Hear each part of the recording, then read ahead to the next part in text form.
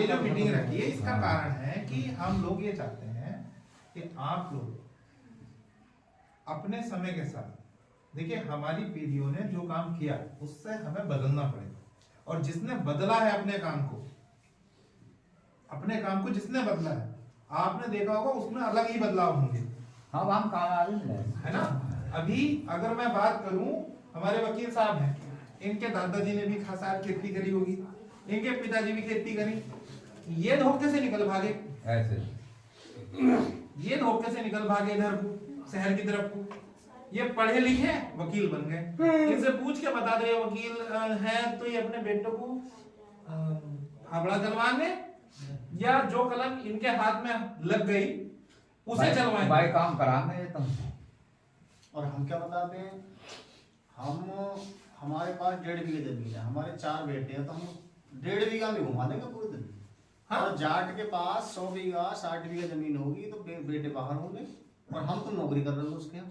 बिल्कुल ये सिद्धांत है ना। हाँ है। उस चीज पर हम ध्यान नहीं देते, हम ये ध्यान देते हैं कि ये आगे बढ़ेगा भाई, वो आगे बढ़ेगा, उसको पीछे की चीज में तो हमारा ध्यान रहता है, लेकिन ये नहीं करते कि हम भी उनकी तरह नकल करके कितने आप सब लोग ये सही है, ये बात सही है। अगर जरूरत पड़े एक दिन की, आपके एक दिन की, महीने में कभी जरूरत पड़ी तो, और आपको 2 4 दिन 5 दिन पहले बता दिया जाए कि भाई समाज के वहाँ एक छोटा सा प्रोग्राम हम लोग रख रहे हैं अपनी एकता की ताकत दिखाने के लिए, तो क्या मैं उम्मीद कर सकता हूँ कि आप लोग वहाँ उपस्थित रहेंगे बिना किसी बहाने के साथ?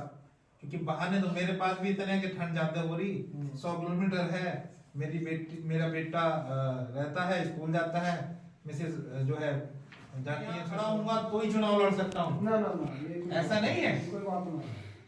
मैं घर से कमजोर हूँ, ऐसा नहीं है कि मैं चुनाव नहीं लड़ सकता, आपके बगैर भी चुनाव लड़ सकता बिल्कुल, हूँ, बिल्कुल। मगर चुनाव लड़के मैं मात्र अकेला विधायक या अकेला सांसद बन सकता हूँ। मेरा मकसद है कि मेरे समाज में सांसद और विधायक बनने चाहिए, मैं नहीं बनूं मगर मेरे समाज के अगर सांसद विधायक बनेंगे, 1 ना सुनेगा, 2 ना सुनेगा, 3 ना सुनेगा, ये कोई तो सुनेगा आपकी। ये तो सही है। अब गिना हुआ जैसे तैसे तो एक वो बेचारा किसी के रहमो करम पे तो वो बना है। भाई बीजेपी तुम आप लोगों को टिकट दे कैसे रही, या अन्य कोई पार्टी जैसे तैसे करके 1 2 टिकट आप लोगों को दे देती है, उसमें भी उसने भैया जैसे तैसे करके कहीं किसी को खुशामद, भैया 1 टिकट मुझे दिलवा दो यार, मैं तुम्हारी दावत कर दूंगा, आप 1 करोड़ की 2 करोड़ की, जैसे तैसे करके तो टिकट ऐसे मिला है। हम लोगों को टिकट हमारे वजूद पर नहीं मिलता, उस बेचारे की खुशामद में मिला जिसने अपना दरी बिछाई पूरे जीवन, उससे भी तो पूछो।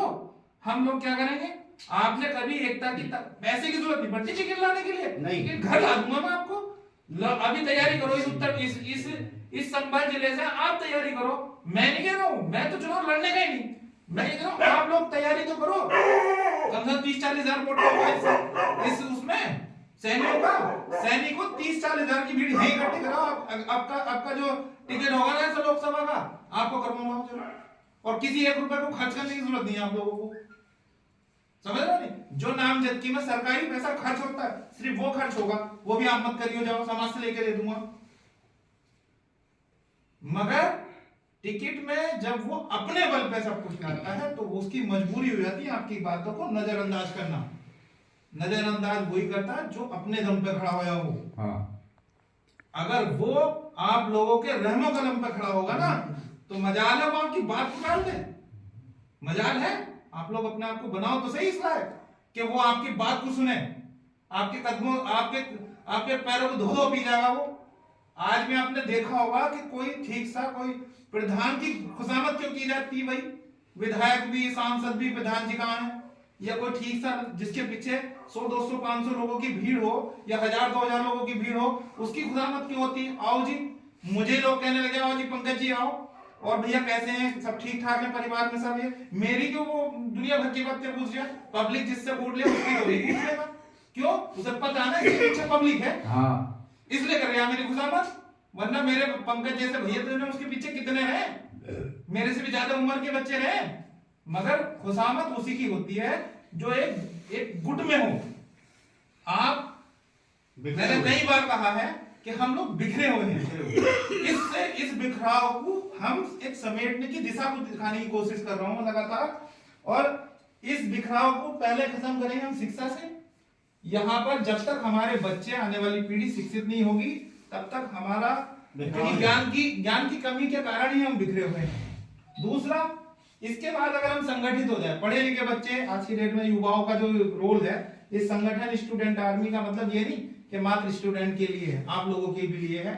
आप लोग बुजुर्ग हो, आपसे हमें प्रेरणा मिलती है कि आप लोग हम लोगों को जो आपका अनुभव है समाज के बीच का वो आप हमें दें, ताकि हम उस अनुभव को अपने अंदर ग्रहण करें और अपने भाइयों के बीच में इसको बांटें, ताकि हम लोग, अभी आप लोग बैठे, मैंने ये कहा भी था कि बाप के साथ बेटा जरूर है, क्यों वकील साहब कही थी, बाप के साथ बेटा जरूर है। अब आप आए, अगर आपने अपने तक सीमित रखी तो मेरी इतनी मेहनत, इतना भोगना कोई फायदा नहीं, कोई फायदा नहीं।